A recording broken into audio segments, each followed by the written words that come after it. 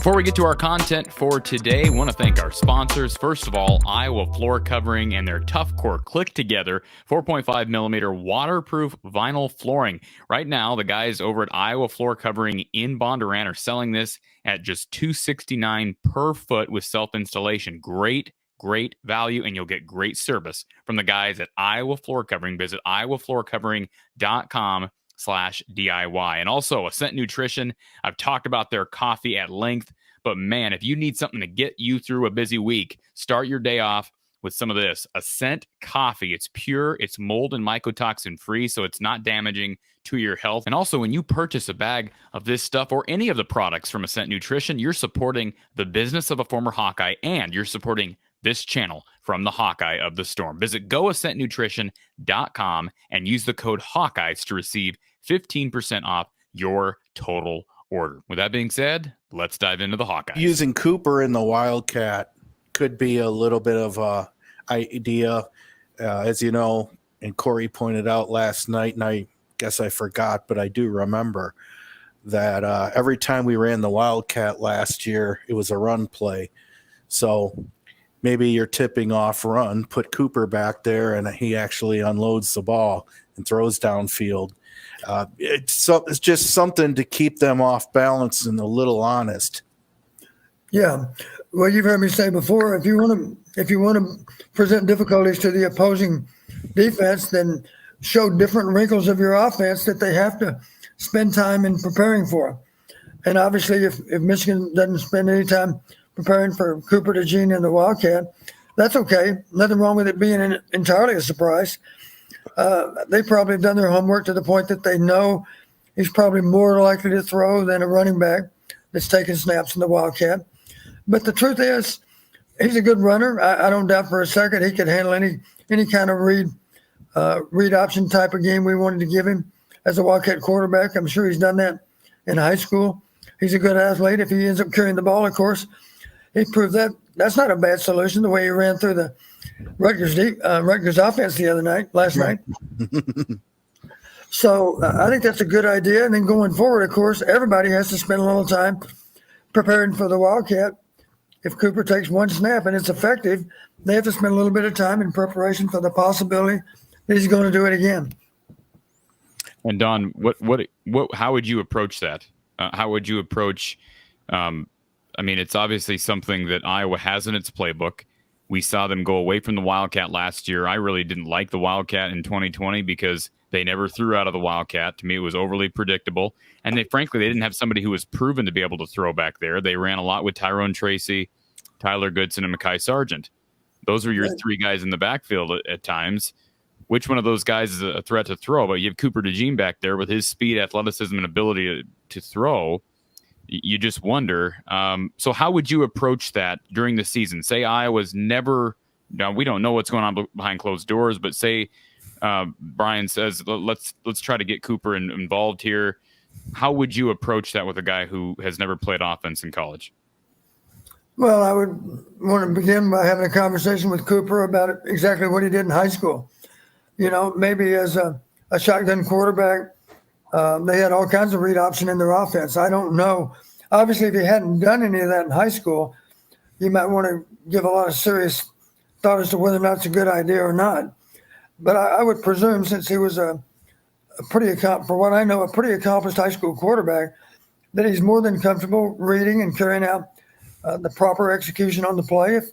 And you know what I mean by reading the play. Maybe there's a guy on the end of the line of scrimmage that's unblocked. A good example would be a fly sweep. And the guy positioned as the quarterback, of course, would actually read the end man on the line. If he ran up the field, the quarterback would pull the ball and run where that defender was no longer. The blocking scheme would be designed. The interior blocking scheme would be designed for the quarterback to be able to carry the ball. I should say the Wildcat.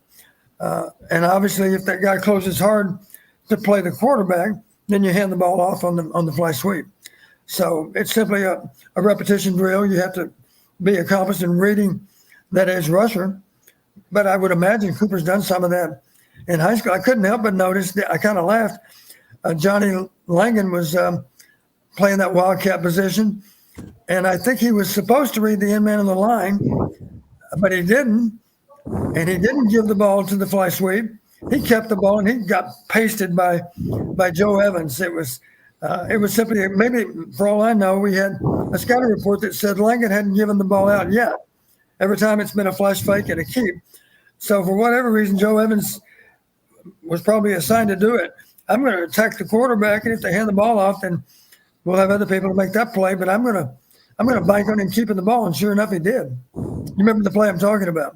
Yes, I do. Yeah, I got a kick out of that. Ryan, anything else? No, thank you very much for your time. Appreciate it, sir. And Don, I want to just piggyback on that a little bit more because, yeah, that was just a random idea that came into my head yesterday. But we've been talking about how can you utilize your best players. I have to think that Xavier Nwankpa is one of Iowa's best athletes. Certainly, he doesn't have the experience or the size of some of these guys who've been in this program for 2, 3, 4 years in some cases. But between him and Cooper, Cooper's being used all over the field. Nobody's doubting that. But let me ask you this, Don. Is it feasible? Is it actually feasible, realistic, that if a coaching staff wanted to do something like this where you design, even if it's just 4 or 5 plays for a guy like Cooper out of the Wildcat, or maybe you line him up out wide, whatever, 4 or 5 plays a game that you maybe don't even run them all. Maybe you don't run any of them, but just have those ready. Is that feasible to initiate that during the season? Yes, it is.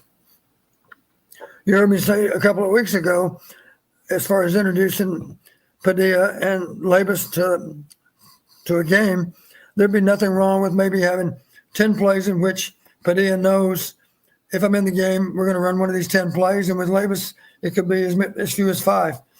And the same thing would apply to a Wildcat quarterback, of course. Just be very specific, or for that matter, to Nwankpa as a wide receiver. I would say this, if we're going to throw the ball up and over to Nwankpa, I would certainly recommend we don't put him out there and on the first snap, run him down the field expecting that he's going to be open. Any corner with half a brain might realize maybe he doesn't even know who number 1 is. That's entirely possible. But even then, there's going to be people on the bench alerting him that this might be a go route, because what else could Nwankpa do without any kind of preparation as a wide receiver? So for that reason alone, you might at least alert Nwankpa. If you're in the game, we're either going to call that go route, maybe a play action go route, but we also might run some kind of inside runs. So you simply explain to him, okay, if we're running the ball inside, then I want you to attack that corner. And if there's a roll corner, go ahead and attack the safety. The blocking rule would be what we used to call outside third. If the corner's soft, cut him off, keep him away from the ball, block him, stalk the guy. Obviously don't hold him. But, Nwankpa knows all that. He played wide receiver in high school, right? So he's done some of that stuff. I'd be very specific about the plays that we're going to call if he's in the game. But it would be logical that you'd have a few plays that you could run in which Nwankpa appears to just be a decoy. He's out there just to make you wonder what's going on. Maybe that's what they think on the first 3 or 4 snaps that he has. And on the 5th play, maybe he goes deep and beats him for a touchdown. That's entirely possible.